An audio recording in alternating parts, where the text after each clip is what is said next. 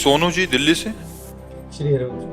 श्री हरिवंश महाराज जी, भगवान एक तरफ हमने सुना है कि मृत्यु के बाद आत्मा को अगला शरीर या जन्म मिल जाता है, जैसे उसके कर्म होते हैं उसी आधार पर अगला जन्म मिलता है, तथा दूसरी तरफ हम मरने वाले व्यक्ति का श्राद्ध या तर्पण करते हैं। यदि मरने के बाद अगला जन्म मिलता है तो फिर श्राद्ध और तर्पण उस जीव को तक कैसे पहुंचता? पुण्य रूप बनता है। जैसे आपने श्राद्ध तर्पण जो भी किया वो पुण्य रूप बनेगा, और वो जहां भी होगा, जिस योनि में होगा, उसको पुण्य जो है उठाएगा, उन्नति कराएगा उसका। जैसे वो गली का कुत्ता है तो घर का कुत्ता बन जाएगा, वो गाड़ी में घूमेगा, वो अच्छी सी व्यवस्था पा जाएगा, क्योंकि आपने इधर से पुण्य दिए, वो पुण्य उसको उठा करके ऊपर करेंगे। मनुष्य है तो उसमें जा करके उन्नति करवाएगा, वो हमारा व्यर्थ नहीं जाता। वो जिस आत्मा के लिए हमने संकल्प किया, वो आत्मा जिस योनि में होगी वहां जाकर उसे प्राप्त होगा। महाराज जी, मेरे माता पिता बचपन में चले गए थे जी, तो मैं चाहता हूँ कि कैसे उनकी मतलब सेवा कर पाऊँ, मैं छोटा था नहीं कर पाऊँ। हाँ, तो जैसे अब नाम जप कर रहे हो, अपने माता पिता को दोगे तो जिस योनि में होंगे उनकी उन्नति होगी, और अगर अधिक नाम जप कर लिए तो उनको भगवान की प्राप्ति हो जाएगी। हाँ।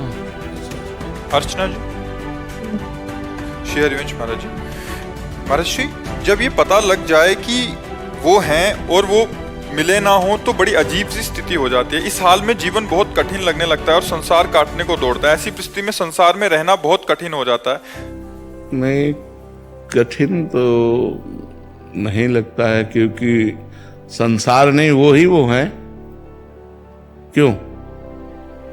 अगर वो का तात्पर्य परमात्मा से है तो वो ही वो हैं, और कौन है? हम जिससे बात कर रहे हैं उसी से तो कर रहे हैं, हम जिससे मिल रहे हैं उसी से तो मिल रहे हैं।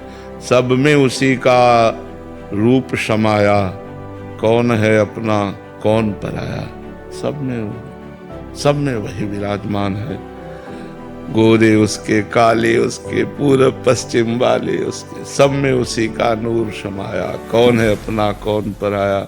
अगर हम उससे प्यार करते हैं तो हम सबसे प्यार करते हैं, क्योंकि सब में मेरा प्रभु विराजमान है। सिय राम में सब जग जानी, करो प्रणाम जोर जुग बानी। ये प्रारंभिक स्थिति होती है कि ये सब माया है, लेकिन जहां माया वहां है भी तो है। बोले ये माया है तो है परमात्मा है स्वरूप परमात्मा है। तो बोले ये ब्रह्म नहीं है, वहां भी तो है। ये ब्रह्म नहीं है, ये माया है, दोनों जगह है ना। वो है जो हमारा प्यारा है, जहां कहा जा रहा है नहीं है, वहां भी है, क्योंकि है परमात्मा। जो है स्वरूप है वो परमात्मा है। तो आप देखो, नहीं है और नहीं तुम्हारी भावना, लेकिन वो है। तो किससे भागूं, कहां भागूं? सर्वत्र वही विराजमान है, उसके सिवा कोई और है नहीं। बस ये जानकारी मिल जाए तो हमारा हृदय शांत हो जाए, हमारा हृदय प्रसन्न हो जाए। पर भजन करो और भजन करो, आगे और बढ़ो। प्रारंभिक स्थिति है, आगे और बढ़ोगे तो सब में देखो। गोपीजन कहती जित देखूं तित श्याममयी है, मायामयी नहीं। मैं जिधर देखती हूँ मुझे श्याम सुंदर दिखाई देते हैं। श्याम सुंदर के सिवा कोई है ही नहीं। यमुना जी को देखती हूँ तो वही श्याम रंग, आकाश को देखती हूँ वही श्याम रंग, वृक्षों में देखती हूँ, लताओं में देखती हूँ, घर में देखती हूँ, जिधर देखती हूँ। अब चूंकि पुतरी श्याममयी हो गई तो जिधर देखे उधर श्याम सुंदर दिखाई देंगे। पुतरी राममयी हो गई तो जिधर देखो उधर राम दिखाई देंगे।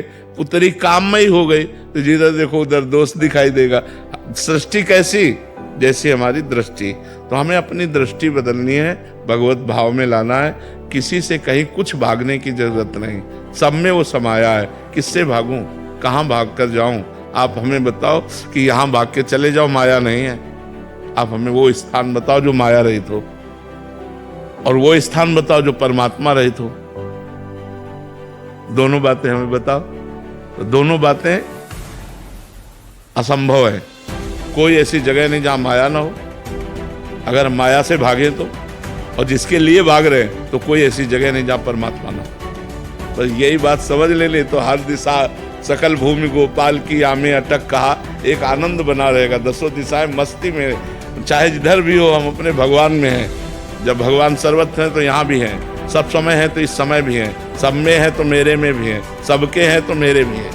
क्या परेशानी, मस्त एकदम। नाम जप करो और आगे बढ़ो।